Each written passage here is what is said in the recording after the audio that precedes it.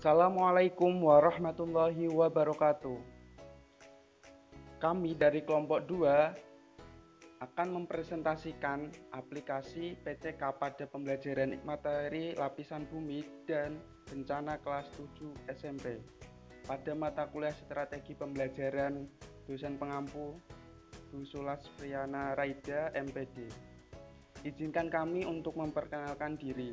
Kami dari kelompok 2, saya sendiri Dimas Ulinuha, NIM 18107-170. Selanjutnya ada Saudara Siti Nur Nikmah, NIM 18107-171. Dan selanjutnya Nurul Laila, 18107-172. Selanjutnya ada Nadiatul Muslimah, 18107-173. Dan yang terakhir Saudari Nimas Zahratul Firdaus, 18107-174. Kompetensi dasar 1, yaitu ada 1.10 menghargai dan menghayati ajaran agama yang dianutnya. 2.10 menunjukkan perilaku jujur, disiplin, tanggung jawab, peduli, toleransi, gotong royong, santun, percaya diri dalam berinteraksi secara efektif dengan lingkungan sosial dan alam dalam jangkauan pergaulan dan keberadaannya. 3.10 menjelaskan lapisan bumi, gunung api, gempa bumi, dan tindakan pengurangan risiko sebelumnya pada saat dan pasca bencana sesuai ancaman bencana di daerahnya. 4.10 mengkomunikasikan upaya pengurangan risiko dan dampak bencana dalam alam serta tindakan penyelamatan diri pada saat terjadi bencana sesuai dengan jenis ancaman bencana di daerahnya. Selanjutnya, saya akan menjelaskan tentang indikator pencapaian kompetensi dan tujuan pembelajaran. Dari kompetensi dasar yang sudah dijelaskan, maka dapat diturunkan menjadi indikator pencapaian kompetensi atau kita kenal sebagai IPK. Nah, dari KD 3.10 yang menjelaskan tentang lapisan bumi, gunung api, gempa bumi, dan tindakan pengurangannya bisa diturunkan menjadi beberapa indikator, yaitu dari indikator tersebut bisa diturunkan atau dikembangkan menjadi tujuan pembelajaran. Dari IPK 3.10.1 yaitu menggolongkan karakteristik lapisan penyusun bumi bisa dikembangkan menjadi tujuan pembelajaran melalui model pembelajaran kooperatif tipe group investigation peserta didik mampu. Model pembelajaran kooperatif tipe group investigation merupakan model pembelajaran yang melibatkan peserta didik sejak perencanaan dimulai dari menentukan topik maupun cara untuk mempelajarinya melalui investigasi. Dari IPK 3.10.1 bisa dikembangkan tujuan pembelajarannya menggolongkan karakteristik lapisan penyusun bumi dengan mengembangkan rasa ingin tahu. Kemudian IPK 3.10.2 mengidentifikasi karakteristik atmosfer, bisa dikembangkan tujuan pembelajarannya mengidentifikasi karakteristik atmosfer dengan rasa percaya diri.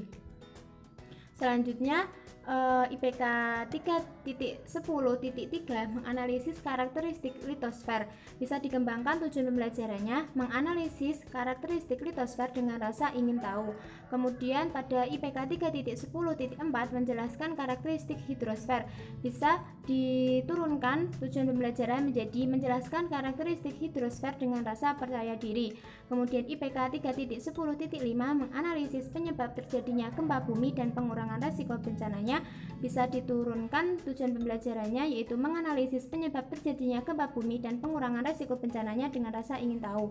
Kemudian IPK 3.10.6 mengidentifikasi karakteristik gunung api dan pengurangan risiko bencananya, bisa diturunkan menjadi tujuan pembelajaran yaitu mengidentifikasi karakteristik gunung api dan pengurangan risiko bencananya dengan rasa ingin tahu. Kemudian IPK 3.10.7 menjelaskan karakteristik tsunami dan pengurangan risiko bencananya, bisa diturunkan menjadi menjelaskan karakteristik tsunami dan pengurangan risiko bencananya dengan rasa percaya diri.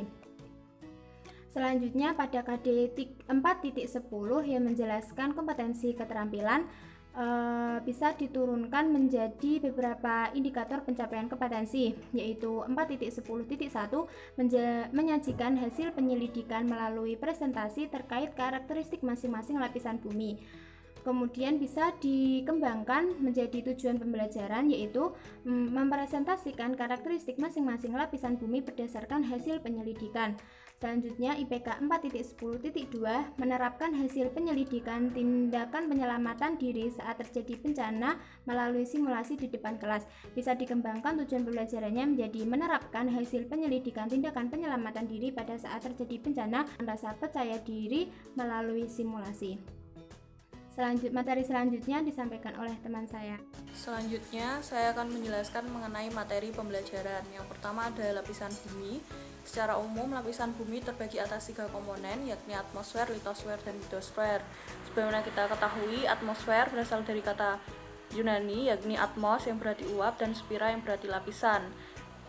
Atmosfer bumi terbagi menjadi 2 bagian lagi, yakni bagian bawah dan bagian atas. Pertama ada troposfer. Troposfer merupakan bagian paling bawah dari atmosfer, terhitung mulai dari permukaan laut yaitu 0, meter hingga 10 km di atas permukaan laut.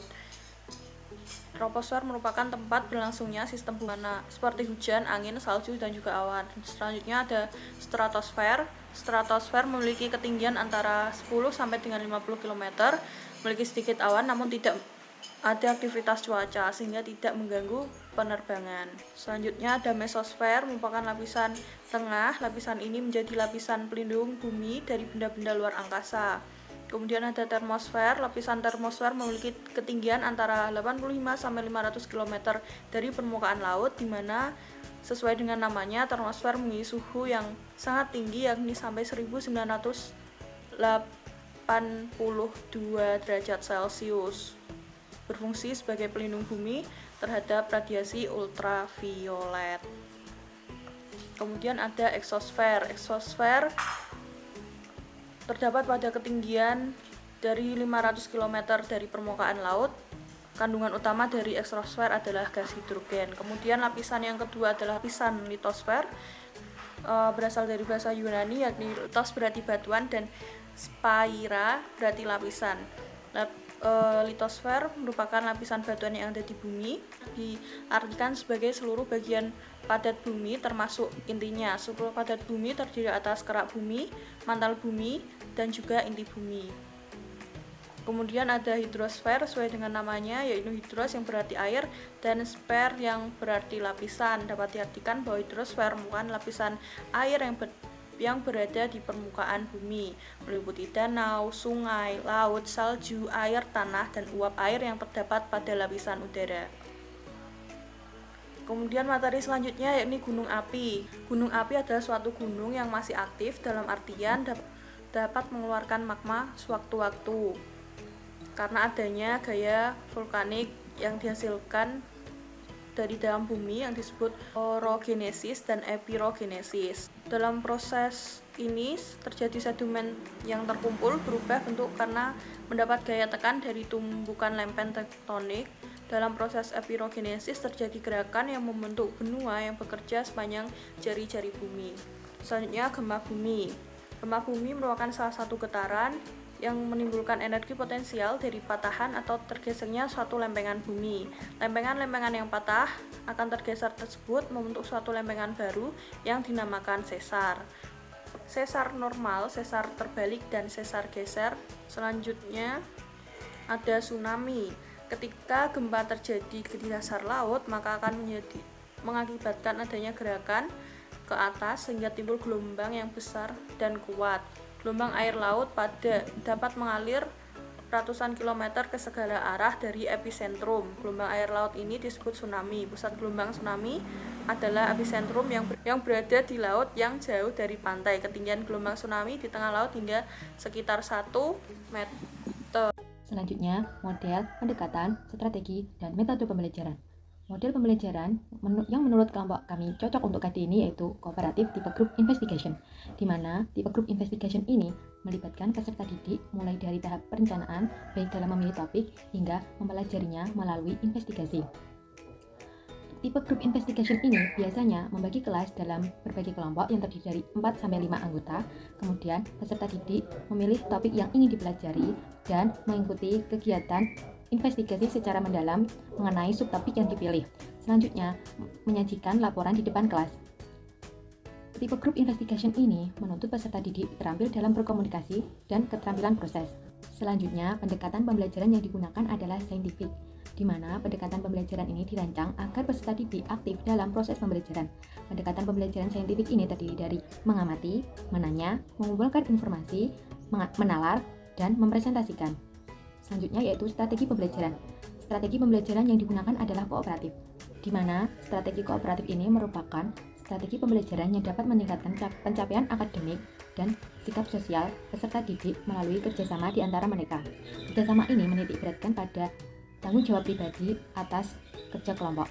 Kemudian, metode pembelajaran yang digunakan yaitu diskusi, presentasi, investigasi, dan simulasi. Selanjutnya, media, alat, dan bahan. Media yang digunakan yaitu laptop, PowerPoint tentang lapisan bumi dan bencana, video pembelajaran lapisan bumi, video karakteristik atmosfer, litosfer, dan hidrosfer, video bencana alam meliputi gempa bumi, gunung api, dan tsunami, dan gambar tentang struktur lapisan bumi. Sedangkan bahan yang digunakan adalah ATK dan buku. Sumber belajar yang digunakan adalah buku materi atau buku siswa IPA kelas 7 semester 2 dan LKS lapisan bumi dan bencananya. Selanjutnya, langkah-langkah pembelajaran pada pertemuan pertama. Di sini, sintaks yang digunakan adalah group investigation, bukan sintaks kooperatif. Dengan sintaks yang pertama yaitu memilih topik. Dengan kegiatan pembelajaran, guru memberikan gambaran umum materi lapisan bumi dengan menunjukkan gambar bumi atau video yang menggambarkan bahwasanya bumi memiliki berbagai macam lapisan. Selanjutnya, guru membagi peserta didik menjadi beberapa kelompok yang terdiri dari 4-5 siswa. Sintaks yang kedua yaitu perencanaan kooperatif. Dengan kegiatan pembelajaran, guru memberikan tugas untuk mengamati lapisan telur dan bawang merah kepada peserta didik, dengan tujuan untuk menemukan keterkaitan pengetahuan serta konsepnya dengan lapisan bumi. Peserta didik dan guru membuat kesepakatan terkait prosedur kegiatan belajar yang akan dilakukan. Selanjutnya, sintaks yang ketiga yaitu implementasi. Dengan kegiatan belajar mengamati, guru memberikan LKS kepada setiap kelompok agar peserta didik dapat menemukan pengetahuan atau konsep tentang lapisan bumi. Setiap kelompok melakukan kajian pustaka dan diskusi tentang lapisan bumi. Menanya, peserta didik membuat pertanyaan untuk dijawab berdasarkan pengamatan yang sudah dilakukan bersama kelompok, seperti apa sajakah lapisan-lapisan penyusun bumi itu. Kemudian mengeksplorasi atau mengumpulkan informasi. Peserta didik membuat jawaban dari pertanyaan yang sudah dibuat dengan melakukan diskusi kelompok ataupun melakukan penyelidikan melalui panduan LKS, buku materi, atau sumber belajar lainnya. Selanjutnya, sintaks yang keempat adalah menganalisis dan sintesis. Dengan kegiatan menalar atau mengasosiasi, peserta didik mengaitkan fenomena lapisan bumi dengan lapisan telur dan bawang merah. Peserta didik mengumpulkan jawaban atas pertanyaan yang sudah didiskusikan. Peserta didik menulis jawaban yang sudah didapatkan di buku tulis. Selanjutnya, sintaks penyajian hasil akhir. Dengan kegiatan belajar mengomunikasikan. Peserta didik setiap kelompok mempresentasikan hasil diskusi pengamatan lapisan telur dan bawang merah di depan kelas. Selanjutnya, sintaks evaluasi. Dengan kegiatan pembelajaran, guru memberikan kesimpulan pembelajaran yang telah dilaksanakan, dan peserta didik mendengarkan dan memperbaiki hasil diskusi yang kurang sesuai. Selanjutnya, untuk pertemuan kedua, memilih topik. Kegiatan pembelajaran, guru menjelaskan tentang karakteristik atmosfer, litosfer, dan hidrosfer dengan memperlihatkan gambar atau video. Peserta didik dibagi menjadi beberapa kelompok, setiap kelompok beranggotakan 4-5 siswa. Setiap kelompok mendiskusikan topik tentang karakteristik atmosfer, litosfer, dan hidrosfer. Yang kedua, perencanaan kooperatif. Kegiatan pembelajaran, guru memberikan LKS kepada setiap kelompok agar peserta didik dapat menemukan pengetahuan atau konsep tentang karakteristik atmosfer, litosfer, dan hidrosfer. Peserta didik dan guru membuat kesepakatan terkait prosedur kegiatan belajar yang akan dilakukan. Yang ketiga, implementasi. Kegiatan pembelajaran yang pertama mengamati, setiap kelompok melakukan kajian pustaka dan diskusi tentang karakteristik atmosfer, litosfer, dan hidrosfer. Menanya, peserta didik membuat pertanyaan untuk dijawab berdasarkan pengamatan yang sudah dilakukan bersama kelompok, seperti perbedaan tekanan udara pada dataran rendah dan dataran tinggi, perbedaan bentuk bumi dari waktu dulu menuju saat ini, dan lapisan hidrosfer. mengeksplorasi atau mengumpulkan informasi. Peserta didik membuat jawaban dari pertanyaan yang sudah dibuat dengan melihat panduan LKS atau bertanya langsung dengan guru. Analisis dan sistematis. Kegiatan pembelajaran menalar atau mengasosiasi. Peserta didik mengumpulkan jawaban atas pertanyaan yang sudah didiskusikan bersama kelompok masing-masing. Peserta didik menulis jawaban yang sudah didapatkan di buku tulis. Penyajian hasil akhir. Kegiatan pembelajaran mengkomunikasikan. Peserta didik setiap kelompok mempresentasikan hasil diskusi di depan kelas. Yang terakhir, evaluasi. Kegiatan pembelajaran, guru memberikan kesimpulan pembelajaran yang telah dilaksanakan. Peserta didik mendengar dan memperbaiki hasil diskusi yang kurang sesuai. Untuk pertemuan ketiga, yang pertama memilih topik. Kegiatan pembelajaran, guru menjelaskan tentang konsep dari gempa bumi, gunung api, tsunami, dan bahaya yang dapat terjadi akibat bencana tersebut dengan memperlihatkan gambar atau video. Peserta didik dibagi menjadi beberapa kelompok. Setiap kelompok beranggotakan 4-5 siswa. Setiap kelompok mendiskusikan topik tentang konsep dari gempa bumi, gunung api, dan bahaya yang telah terjadi akibat bencana tersebut. Kedua, perencanaan kooperatif. Kegiatan pembelajaran, guru memberikan LKS kepada setiap kelompok dan menjelaskan kepada peserta didik agar dapat menemukan pengetahuan tentang konsep dari gempa bumi, gunung api, tsunami, dan bahaya yang telah terjadi akibat bencana tersebut. Peserta didik dan guru membuat kesepakatan terkait prosedur kegiatan belajar yang akan dilakukan. Yang ketiga, implementasi. Kegiatan pembelajaran mengamati. Peserta didik dari setiap kelompok mencari informasi terkait penyebab bencana, gempa bumi, tsunami, gunung meletus. Peserta didik melakukan penyelidikan terkait tindakan penyelamatan bencana dari alam maupun luar kelas. Menanya. Peserta didik membuat pertanyaan untuk dijawab berdasarkan simulasi yang telah dilakukan bersama kelompok, seperti apakah siswa sudah mendapatkan konsep tentang magnitud, kategori, serta efek dari gempa dan tindakan penyelamatannya. Mengeksplorasi atau mengumpulkan informasi. Peserta didik membuat jawaban dari pertanyaan yang sudah dibuat dalam berbagai sumber baik di dalam maupun di luar kelas. Selanjutnya, analisis dan sintesis. Kegiatan pembelajaran menalar atau mengasosiasi. Peserta didik mengumpulkan jawaban atas pertanyaan yang sudah dilakukan bersama kelompok masing-masing. Peserta didik menulis jawaban yang sudah didapatkan di buku tulis. Peserta merancang simulasi tindakan penyelamatan bencana yang akan dilakukan. Penyajian hasil akhir. Kegiatan pembelajaran mengkomunikasikan. Peserta didik setiap kelompok mempresentasikan hasil diskusi di depan kelas melalui simulasi penyelamatan bencana. Yang terakhir, evaluasi. Guru memberikan kesimpulan pembelajaran yang telah dilaksanakan. Peserta didik mendengarkan dan memperbaiki hasil diskusi yang kurang sesuai. Demikian pemaparan dari kelompok kami. Jika ada salah kata, kami mohon maaf. Wassalamualaikum warahmatullahi wabarakatuh.